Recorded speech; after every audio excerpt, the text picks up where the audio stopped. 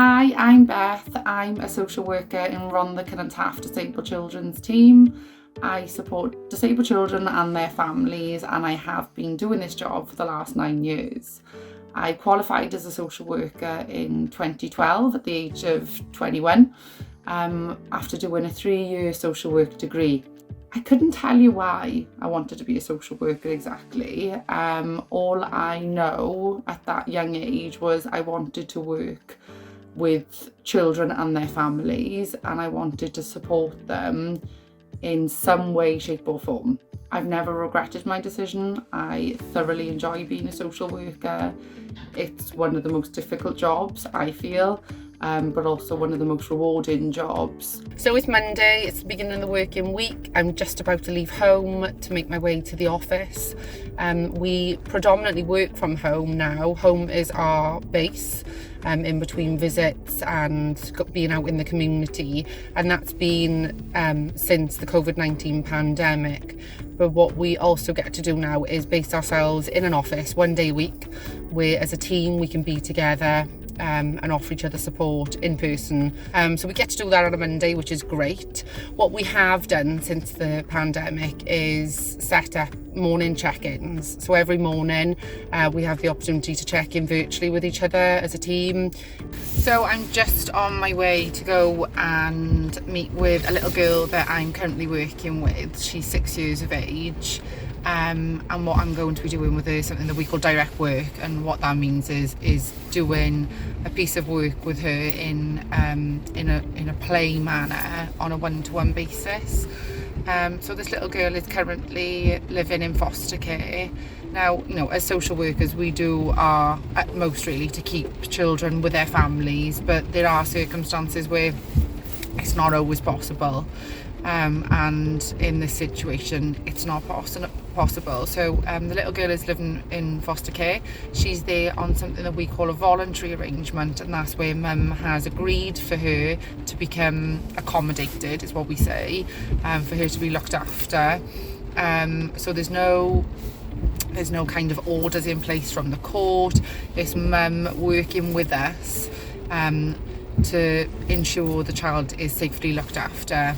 So today is just about me doing some work with her through play to help her understand her situation. It's important that, regardless of a child's age, they understand why we're involved as a social worker and what our plans are for them, for their long-term care or, their immediate care.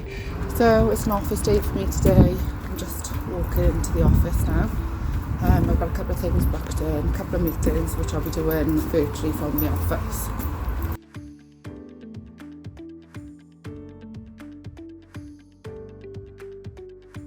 I think one of the things that I find most difficult is when you are supporting a family where maybe they're experiencing some sort of crisis, and there's some concerns around safeguarding, so of a child protection nature, and when I as a social worker feel that the carer, the parent, has the ability to change, to kind of address the issues or the concerns that we have with regard to their ability to safely look after their child or children, and you've done everything that you can to try and help them overcome that barrier, and no matter what you've done, they've not been able to either achieve that change, or they've not been able to maintain this, or maybe they've done the change but then they've not been able to keep with that change.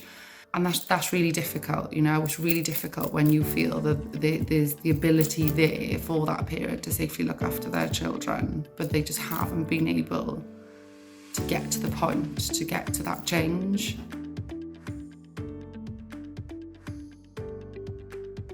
So I've just had a really difficult visit.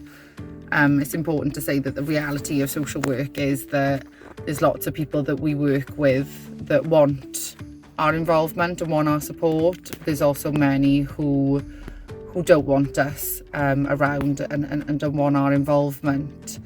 As social workers, it's so important that we build up a thick skin,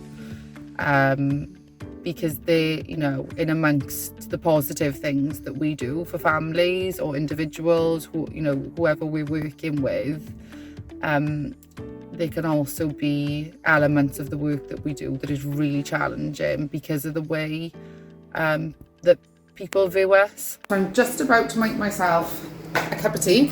I've been in meetings all day today. It's 2:30, and I've been in meetings since 9:15 this morning.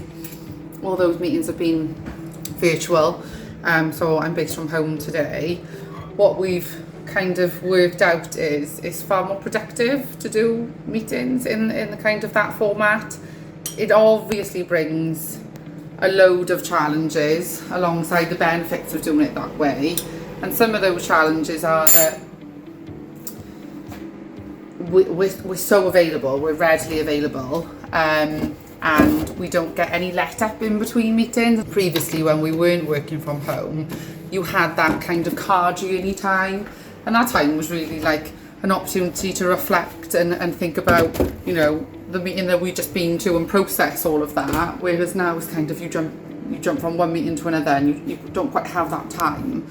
Previously, when we were office based, if I didn't have time within my working day to do it, that would be that, and I would have to kind of manage that. Whereas because the laptop is here and everything I need to do work is here, I find myself working beyond hours, and I think that's something that as an authority we've had to kind of adapt to and put those barriers, and kind of those restraints in place that would protect ourselves. It's our own well-being, isn't it? It's important that we have time to recuperate and switch off. So yeah, that's been a really, really big learning curve for me, is knowing when to say no. You're done for today. Let's switch it off. Tomorrow is a new day, and we'll go back to it then. The one thing that I can say about social work is that we are very much a jack of all trades, and we can feature in a person's life from the moment they enter this world to the moment they leave this world.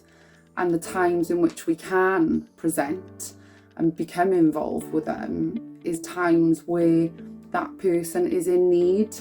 To name just a few where social work features, we've got mental health, drug and alcohol misuse, youth offending, children's services, the elderly, end of life, learning disability, physical disability.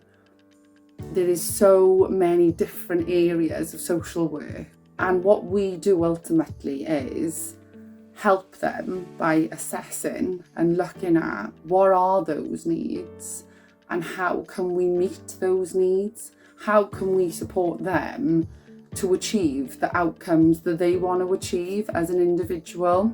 It is a really hard job to do, but with all the kind of challenges and difficulties, there's so many positives. It brings me so much joy at the same time, and there's loads of things that happen throughout my day that kind of balance out those challenges. I can have a really difficult visit or a really difficult phone call, meeting, and then maybe an hour later something happens and I'm like, no, this is why I do this job, this is what I came into social work to do.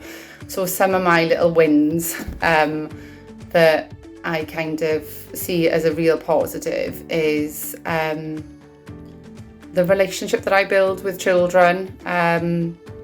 There's nothing better than going into a home and there's a child, young person who recognises you, values you, sees you as a real important person within their life, and trusts you. I think that's massive. When I help a family to make a change that's for the best,